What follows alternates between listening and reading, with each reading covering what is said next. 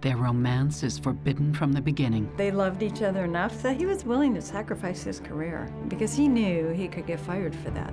Mike Dixiano and Angela Neal throw caution aside, and their wedding bells drown out the scandal. I thought I had a pretty good judge of character. Until vices long buried come back from the dead. She hinted at it, but I don't know for a fact that she was a prostitute.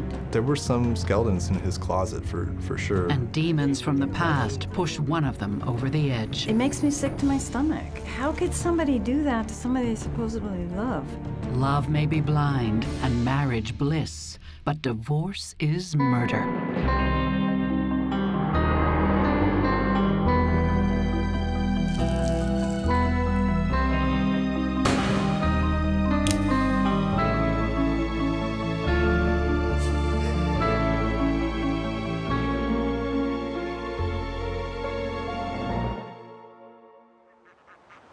Anchorage, Alaska, the northernmost big city in the U.S., a state where people come to start over, or sometimes to disappear. People will end up coming here because they're either running from something or they have some reason that they're leaving their family behind. I think Alaska, in a lot of people's minds, offers that escape, whether it's for a vacation or it's for their life. Take Angela Neal, a free spirit from Washington State who loves to pick up and go. Oh, Angela? She was great. She was her own person, and that's why I liked her so much. She was game for anything. Just seemed full of life. A huggy person. From the minute you meet her, you get a hug. You know, that type of person. She was wild. She wasn't afraid to tackle anything.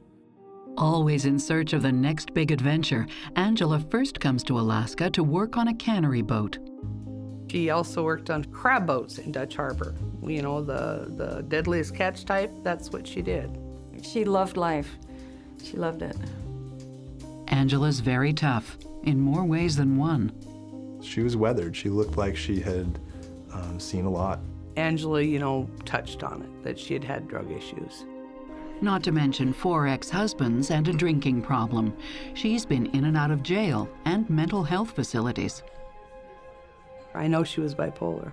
She was on medication at one point when we first met her, and she'd been on it for, I think she said 15 years.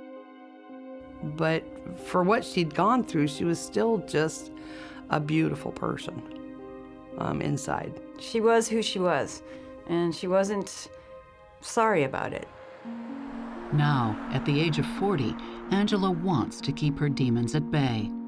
She's quit working on cannery and crab boats and is focusing her time on getting clean. I do believe that she tried to look forward, because every day was a new adventure to her. And she told us, you're who you are, and accept you who you are, because not all of us are the perfect people. Angela enrolls in a program run by the Salvation Army to help people with dual diagnoses, meaning both substance abuse and mental health issues. Which is how Angela Neal comes to meet Mike Dixiano, a counselor at 2 Anchorage clinics. He worked with clients, is what he called them. Mike comes with the right qualifications, a degree from Notre Dame University and 11 years' experience as a counselor in Valdez, Alaska. Mike starts out as Angela's counselor, but before long, she becomes much more to him. A client and other things, I was shocked. Mike and Angela start a secret relationship, despite strict rules against it. That surprised me. But secrets seem to have a way of coming out. And when Mike and Angela's secret is revealed, it spells trouble for Mike's career. And around town, tongues are a-wagging. You know, because that's taboo. You're not supposed to do that. And I was shocked, I really was. That's a professional boundary you don't step over, and I could see why he was fired. Mike loses both of his jobs, but he's so smitten with Angela that he doesn't seem to care. There's 2 ways to think about it. One that I'd like to think of is that they loved each other enough that he was willing to sacrifice his career for that, because he knew he could get fired for that. The other way is to take advantage of somebody, which I really don't want to think of it that way. I want to think that he really did care for her, really did love her. But relationship expert Stacy Kaiser and forensic psychologist Brian Russell see challenges ahead for a relationship that is founded on a serious lapse in judgment. Whenever a rehab relationship involves a patient and a counselor, that's a situation in which exploitation is happening, is unethical, is bad for the patient, is bad care, should never happen. The way the power hierarchy is set up, because he is her counselor and she is the patient, makes him in charge. Mike is the kind of guy who wants to be the hero. He wants to come in and save the day and look like the good guy, and so he feels like he can do that by taking care of her. When I look at Mike and Angela, I think that they are both very needy individuals. They both desire attention in different ways, and so I think they come together as people who, in some ways, are filling each other's holes. I disagree on that. I see her as the needy one, and I see him as exploiting her need. I think he needs to be needed, and that makes him needy. I think he wants sex. Mike and Angela marry in a small private ceremony. He's 57 and she's 40. I thought it was great because he seemed to be outgoing. She was outgoing. He seemed to care an awful lot about her. The newlyweds have a lot in common, including a love of classic cars. That's me. That's me.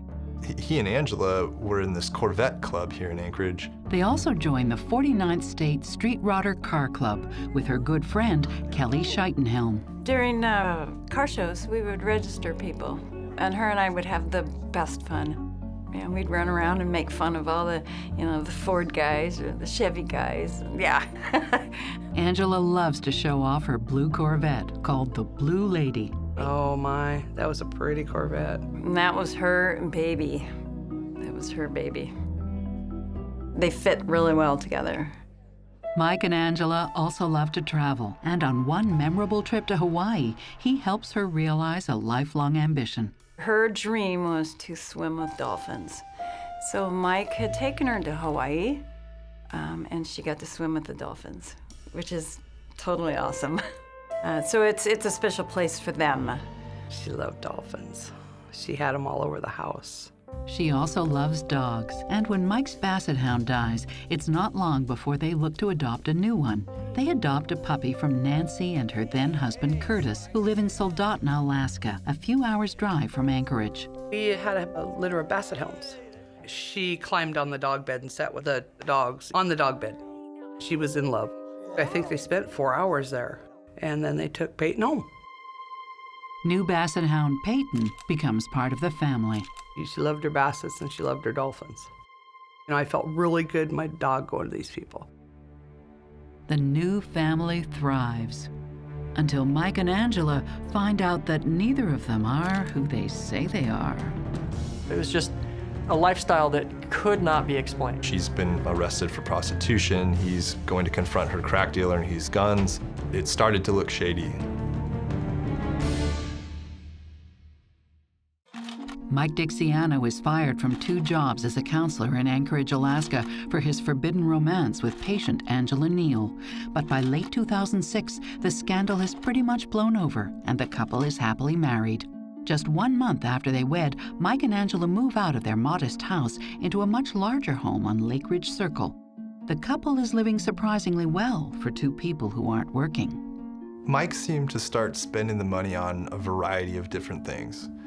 And I would say that his lifestyle became more extravagant. There was a house that was bought in a nice neighborhood. There were regular trips to Hawaii to fancy resorts. There were numerous cars. They had 5 Corvettes that I know of. They had a PT Cruiser, a Buick of some sort, and then they had an old Ford, old one. Mike especially likes to flaunt the fact he has money. He had a $10,000 gold watch that he liked to brag about to people. He had a ram's head, a gold watch band. It had a ram's head on either side, and all solid gold. You could tell he dyed his hair. That's the only way I can explain it. He went to a tanning bed. Angela was more down to earth, but he was more self-centered, look at me type person. Ooh, yay, food's here. Oh, I got it. He paid cash, always. He liked showing he had money. He didn't blink an eye. He essentially said that he had retired in 2007. He had had a business in Hawaii that he had sold, and so he had essentially cashed out. He had money and he had means, and so I didn't question it. You know, if that's what they wanted to do and they had the money, he'd go for it. Even though he was fired, Mike still sees one of his former clients, a man named Sam. Doing well. How you doing there, Sam? Sam is an interesting character. He was someone that Mike met through Mike's background when he was working as a mental health counselor. Has sort of the mental capacity of a third grader. Sam lived in this mobile home trailer. He pays his rent on time and has never been a disruption in any way. He knew how to take care of himself, and he sort of had to take care of himself at a certain point, but he had some issues there for sure. I noticed the challenges when he came in to do his rental agreement. He was fine and functioning, and he always has been. No one bothers him, he doesn't bother anyone. By 2007, Sam's father in New Jersey has been dead for about a year. His closest living relative is a cousin in Washington State. It appears that Sam intentionally took the steps to distance himself from his family. Angela and Mike are among Sam's few contacts, and Mike becomes a regular visitor to the trailer park to help Sam with groceries, errands, and bills. Sam brought him in to my office to introduce him as this is my good friend, Mike Dixiano. Mike had a motorhome that he would park in Sam's driveway, and Sam would always let me know. Mike would come in to the office to pay Sam's rent for him. Sam thought Mike and Angela were like, you know, his closest friends, that they were almost like his family. They were obviously buddies. Sam has developmental disabilities. He's not able to function at the highest level of capacity possible. And so Mike is being the hero, taking care of him, bringing him food, and helping him out. This looks like a guy who puts himself in situations where he will have access to vulnerable people whom he can exploit. Mike has a giant sign over his head that says, "Look at me." When we see someone being flashy or needing to show people up, what it means is that they're insecure on the inside, that they don't feel good enough for who they are. I think guys like Mike do things like that to impress women initially. So might he be trying to impress a woman? Yes, but my guess would be it's not Angela anymore. Where are you going? I'm going out and I'm gonna come back, okay? By the middle of 2007, signs of strain appear. Just 6 months into the marriage, Angela's addictions come back to haunt her and the couple. Angela did continue to struggle with alcohol and substance abuse issues, and I think that led to a lot of problems between Mike and Angela. One night, Mike is pulled over by the Anchorage police for a traffic violation.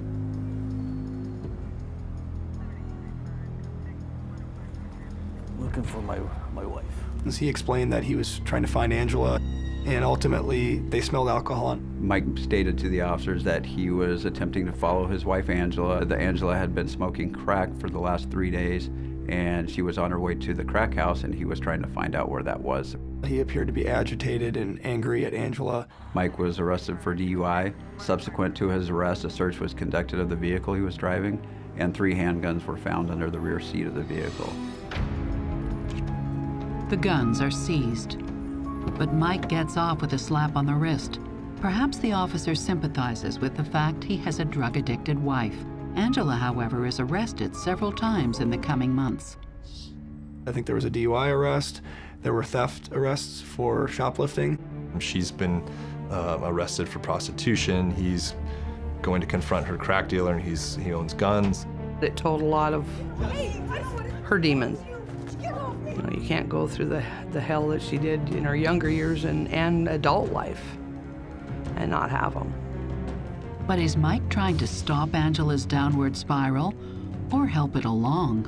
Angela was in Highland Mountain Correctional Center. During the time that she was serving her sentence, Mike was spending some time on internet dating sites meeting other women.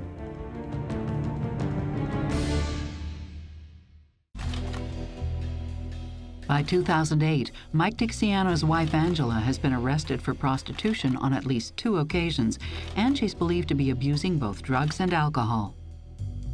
Please, I'm going. It's just 2 years after they wed, and Mike oversees every little thing Angela does.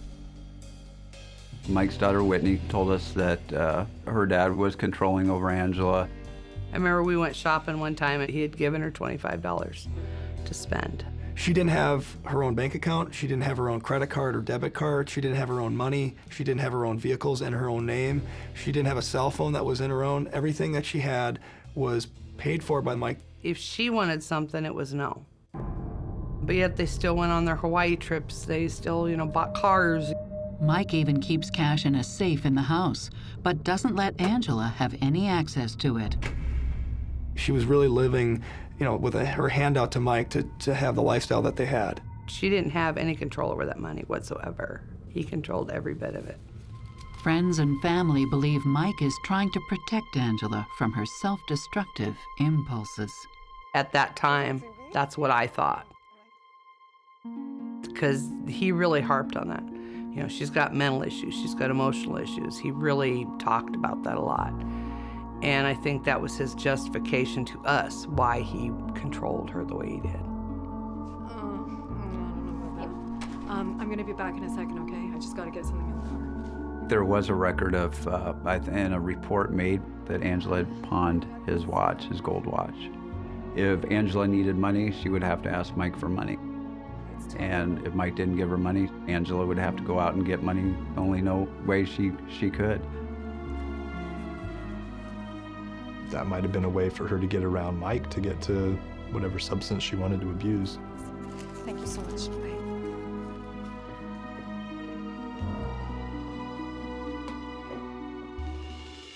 Whatever the case, years of hard living are taking a toll on Angela's health. She has hepatitis C and issues with her pancreas, making her even more reliant on Mike. She lost quite a bit of weight. I saw her when she's healthy, and then through the years I saw her deteriorate. In hindsight, I think it was that she had gotten back into drugs. Drug abuse is one theory. Some friends develop another theory when they see Angela with bruises. She was abused by him, probably physically. I believe there was a lot more conflict than anybody knew. I think it was more volatile than anybody knew. Then, in January of 2010, bad news. Angela's father falls ill in Washington State. Angela plans to visit to support her mother during a difficult time. Her mom knew that she had been involved in some kind of street crime type things and drugs, but there was still a lot of love there, you could tell. And I was hoping the best for her. You always do. But Angela never actually goes to visit her parents in Washington. She's stuck in Alaska, in jail, this time for shoplifting. Angela was in Highland Mountain Correctional Center, and she was in there for a shoplifting charge. She's in for the entire month of January. And while Angela's locked up, Mike is feeling very free. During the time that she was serving her sentence, Mike was spending some time on internet dating sites meeting other women. One of Mike's dates finds a marriage certificate with Angela's name on it. He claims he and Angela are getting a divorce. Mike was seeking other relationships online at the same time and lying to those women about where his wife was or whether he was married or not. But when he speaks with Angela in jail, she has no idea. Mike meeting other women is very telling about his relationship to Angela and exactly how he felt towards Angela. Angela gets out of jail on Valentine's Day, and despite what Mike tells his mistress about their imminent divorce, Angela moves right back in. That beautiful dolphin all shiny. That's my girl. They even go and surprise their friend Kelly in Seward. I think it was a joint decision to come down and see me, which I really loved, because it is. It's, it's a 2.5-hour drive to get down there.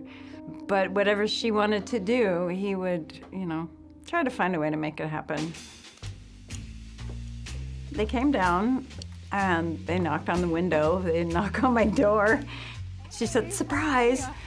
Then we sat around and talked, and then I said, "Hey, you guys want to go for a ride?"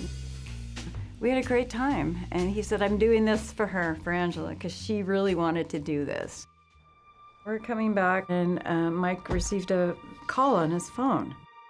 We're in the car, and she was in the back seat, and she had told me that. If anything happens to me, I want you to take care of Mike. I thought, well, that's an odd thing to say, but I didn't elaborate on it.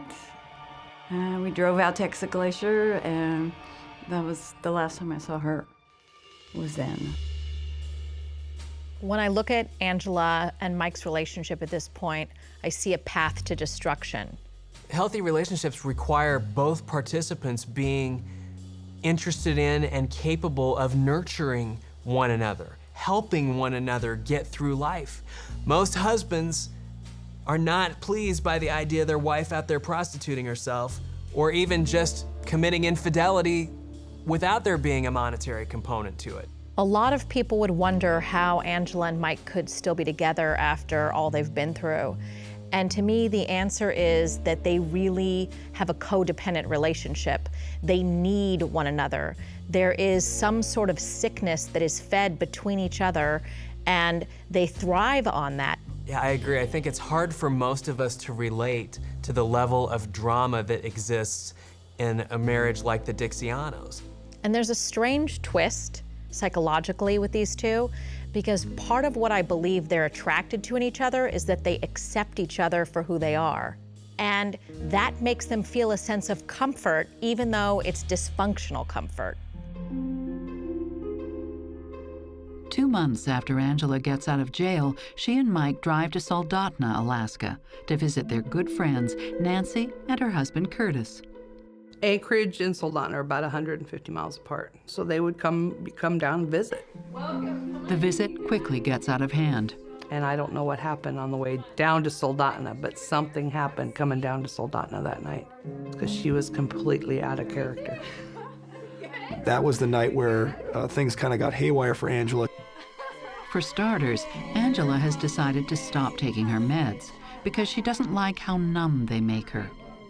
She's the first time in forever that she could remember that she could cry because the meds suppressed everything. But she's clearly on something. They came in and they dropped their stuff off in the spare bedroom because they were going to spend the night. And we sat down to dinner, and my ex-husband said something to her that just set her off. I mean, she started yelling at him and cussing at him, and what he said really didn't strike me as anything wrong. But it set her off about basically him controlling me. One freaking glass of wine. And she just went from there. Yeah, screw you idiot. You know, we finished dinner, we got to calm down, but the argument started up. Well, I didn't know what was wrong with her. I didn't know if she was maybe having an emotional breakdown, if she had taken something. And then my ex-husband says, that's it, you're going to the hospital. She says, I don't need to go to the hospital. My ex-husband went and got the car because we were going to put her in the back of our car and take her to the hospital. Oh my God, 3 of us couldn't get her in that car. That's how out of control she was. I ended up sitting her back in a chair and she slapped me hard. So we called 911 because she was completely out of control. I mean, it was completely polar opposite of what Angela usually was. I mean, I'd never seen her like that, ever. The EMS came, and the police, state troopers, and she told those state troopers in front of Mike and in front of us. She looked at Mike and says, I am gonna tell them everything, Mike! And she says, you're going down. Someone is about to pay a high price for Angela's words that night. In our database, I saw that she had approximately 26 different aliases. She had 4 different social security numbers, 4 dates of birth. She really didn't strike me as a violent person.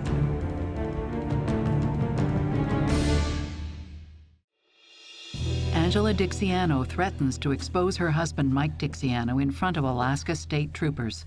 But if Mike is hiding something, Angela doesn't reveal the secret to anyone.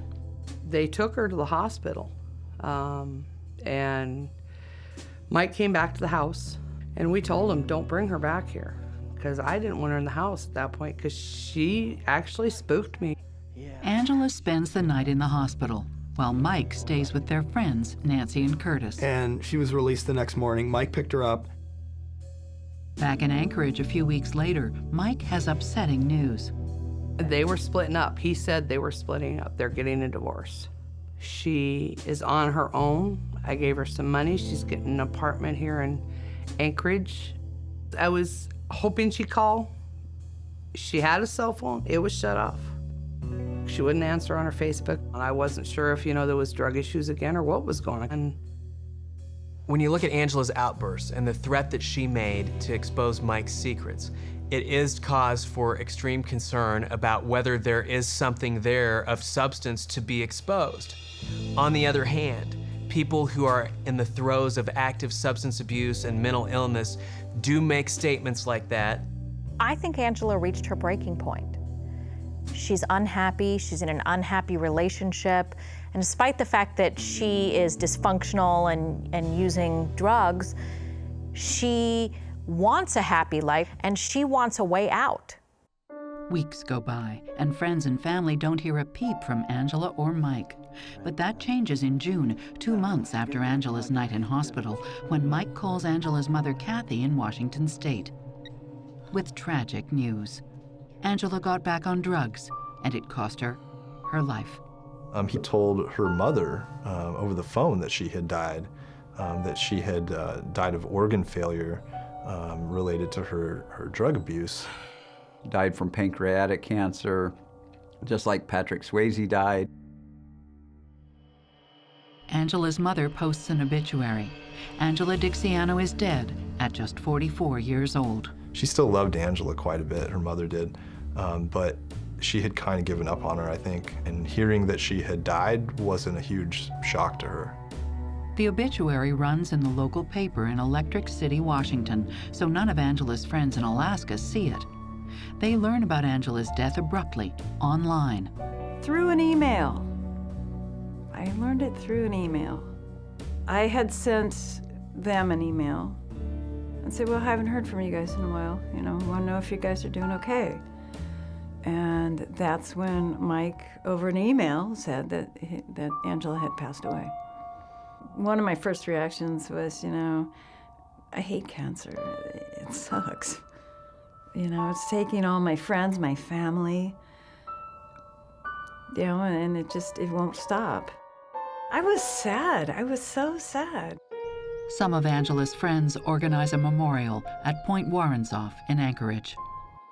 They were various friends and family. They had some balloons and they let them go, and it was absolutely beautiful. That's something I would have loved to go to. So. Kelly can't make the memorial, so plans something else at the next car show. We all got closure in our own way. I did my closure at our car show when we did our little dedication to her. It was raining.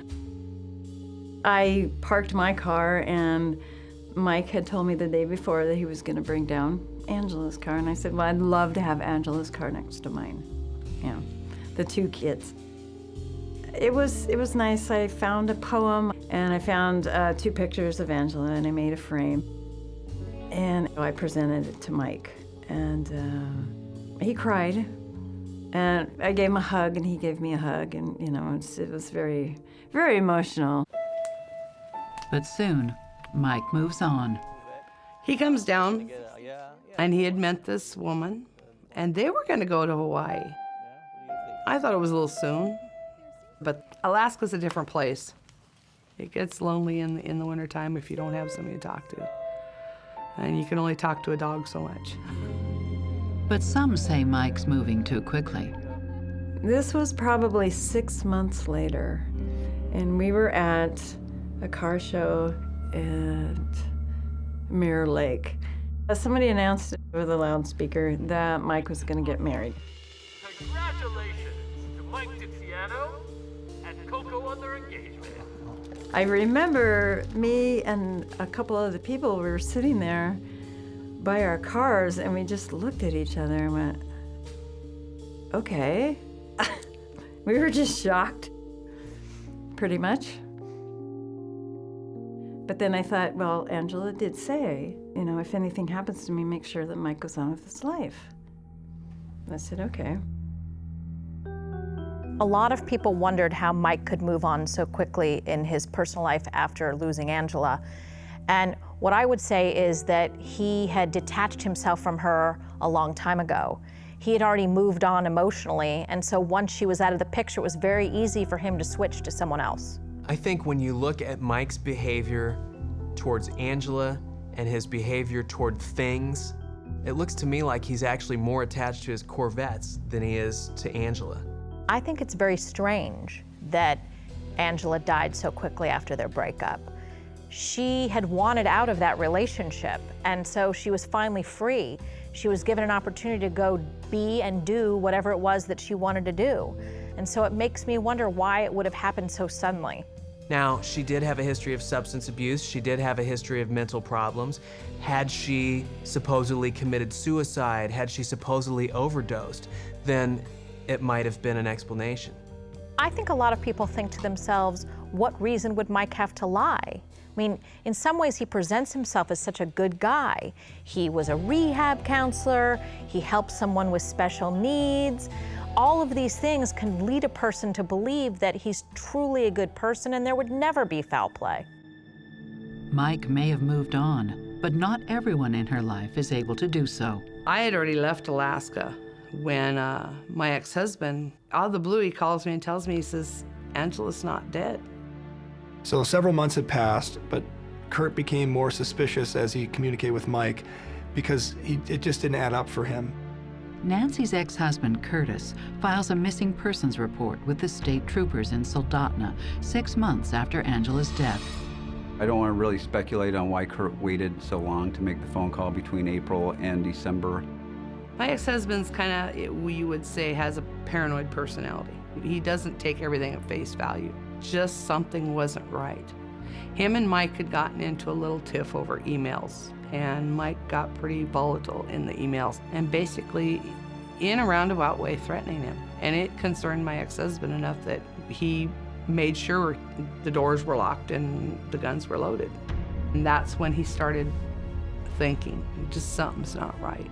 A state trooper in Soldotna calls Mike Dixiano directly. When the state trooper asked Mike what had happened to Angela, Mike said Angela died in Washington State and died back in April of 2010, and that she had died from pancreatic cancer. Then the trooper finds an obituary, which places her death in Anchorage in June, almost 2 months later. And that was a very unusual aspect of the case from the very beginning. But there hadn't been any report under any name of Angela's in either Alaska or Washington. There was no death certificate. None of the funeral homes had records of cremating an Angela Dixiano, and it just became even more suspicious at that point.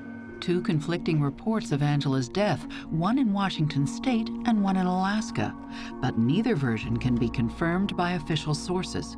It's enough for the file to be transferred to Anchorage police. I first became involved, I think it was back on December 15th, 2010. Investigators, including Detective John Foraker, visit Mike right away. When we get to Mike's house, we knock on the door, and Mike answers, and we ask about Angela.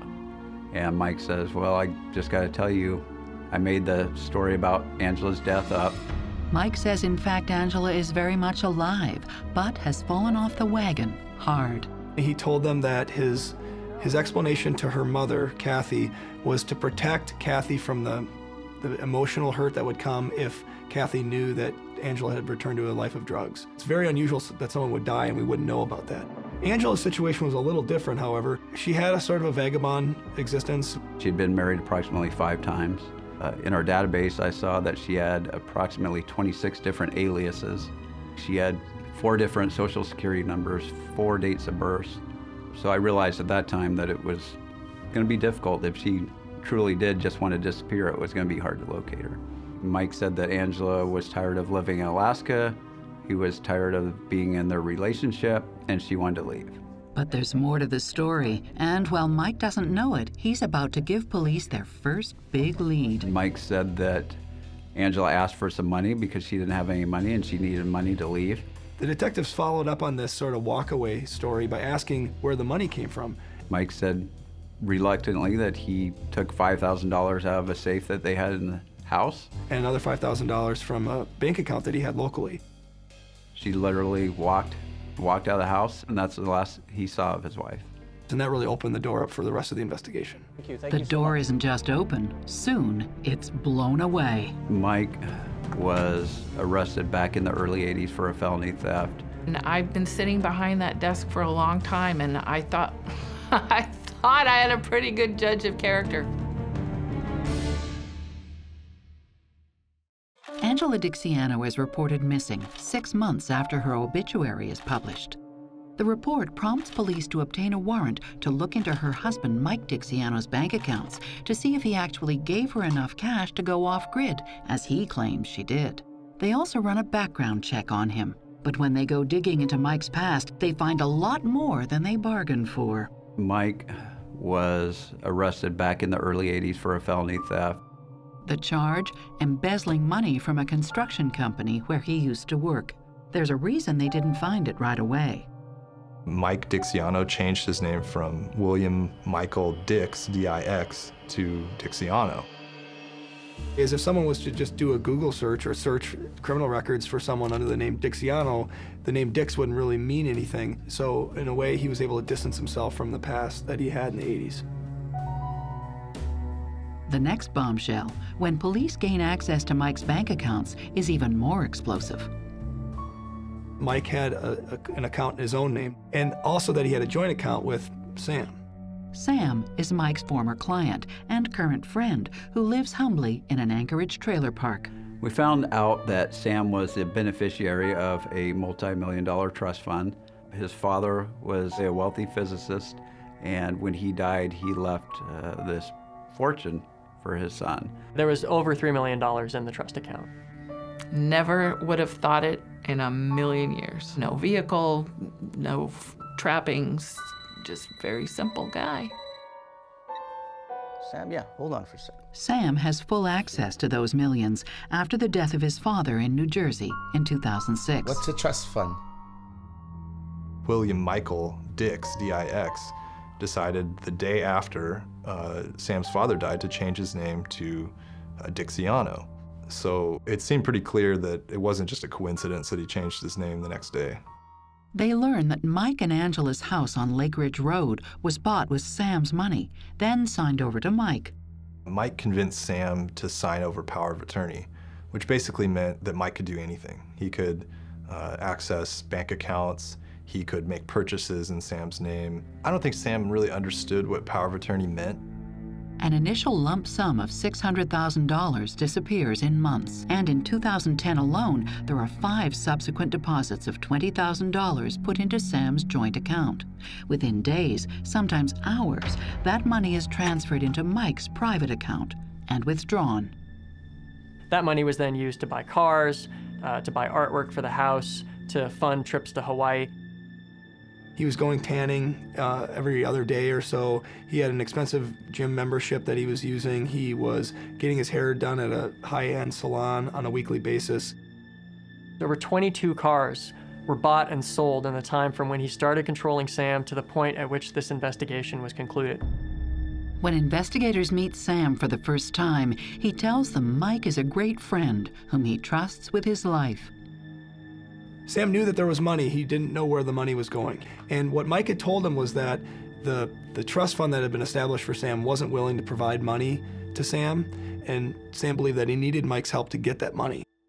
On January 6, 2011, Mike, now 61 years old, is arrested on charges of forgery, theft, and scheming to defraud his former client, Sam. It's a shock to the community, especially given his role as a counselor. And then police make another discovery. In Mike's house, we found a transcript from Notre Dame with his grades and a diploma on the wall from Notre Dame. The investigation revealed that he had never been a student or a graduate at Notre Dame. In light of these revelations about Mike, police turn their attention back to Angela. Has she really fallen off the wagon and left Anchorage, or is there something more sinister at play? Once we started looking into those bank accounts and we found out that there was this person, Sam, we started to think, well, maybe that threat to expose embezzlement has some legs. I am gonna tell them everything, Mike! When Mike's house is searched, they learn Mike had renovations done just weeks after Angela went missing. Mike's house stood out because there was brand new carpet. So the detectives received a phone call from a carpet contractor the day after Mike was arrested. He remembered installing carpet. He saw a little bit of blood underneath the transition strip when he pulled it up. He had asked Mike about that, and Mike said that his dog had died and bled on the floor. The contractor thought that was unusual because he saw the dog prints through the paint. Dead dogs do not walk on paint. Police are convinced the blood is Angela's. It was sort of a needle in a haystack. I mean, there is a lot of ground out there. There's a lot of wilderness in Alaska for a body to just disappear.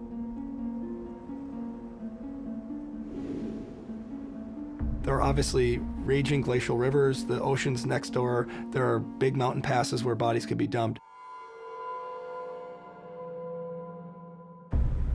The counts against Mike in the scheme to defraud Sam are so numerous, the prosecution is in a position to make a deal.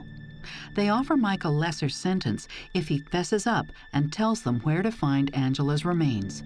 It was hard. It was hard to make that decision. Frankly, my colleagues in the prosecutor's office, they thought we were giving Mike a deal that was too good. But we realized that in order to get that information that where we could find Angela's body, we needed to give him an incentive, and that's what we ultimately did.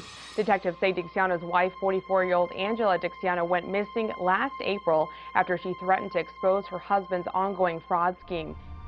In May 2012, Mike admits to beating his wife to death shortly after she was released from police custody on April 18, 2010. Mike tries to claim it was self-defense. Touch me! Touch me! Don't you touch me! I'm telling you right now, do not touch me! He said that an unknown man came and threatened him with a gun. That man had left. Angela remained, and he felt threatened by her because she had a gun, and he had to kill her with a baseball bat. And that he hit her multiple times in the head until she was lifeless. There was a lot of blood.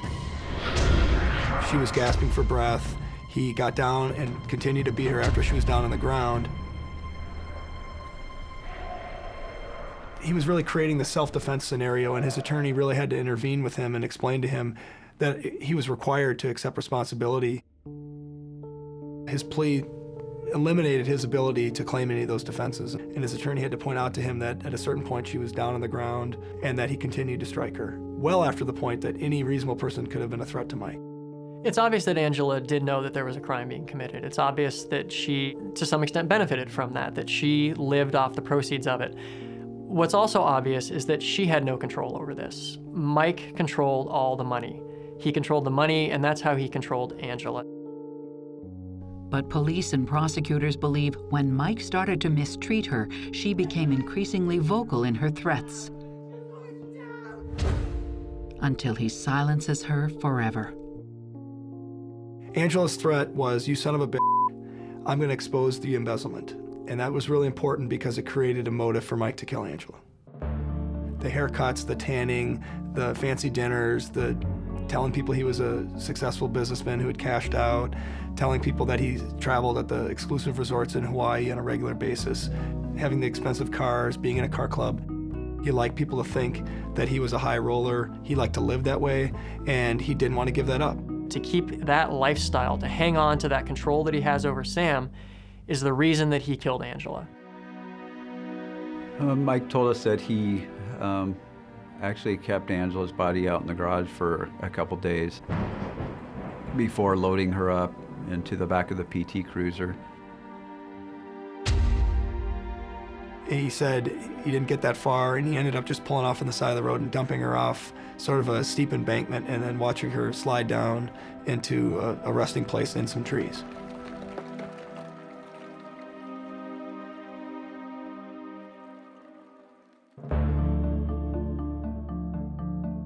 It was the next day when myself and 3 other members of the Anchorage Police Department were able to go back to that location, and after a couple hours of searching, we were able to find Angela's remains.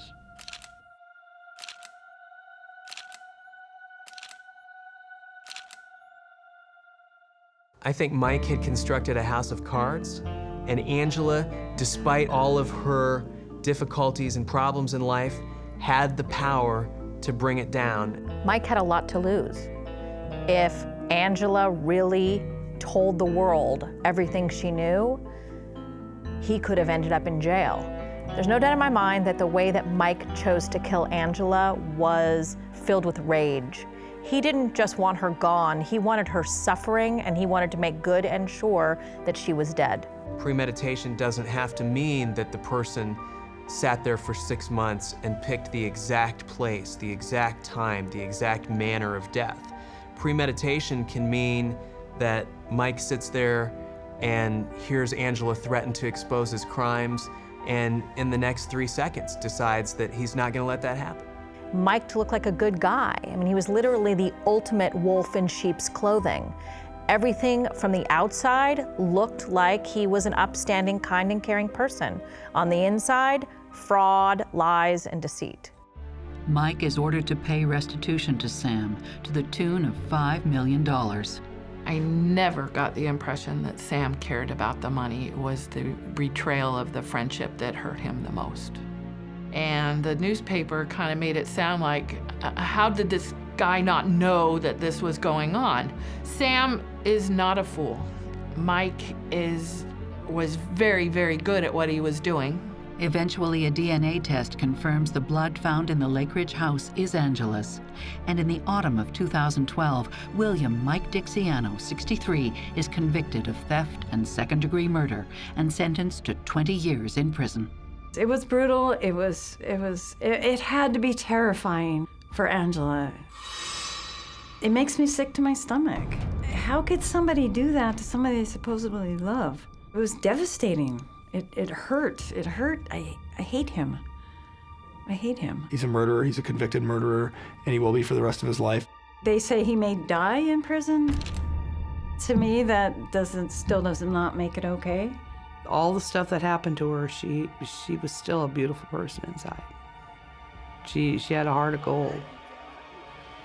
And she was a beautiful person.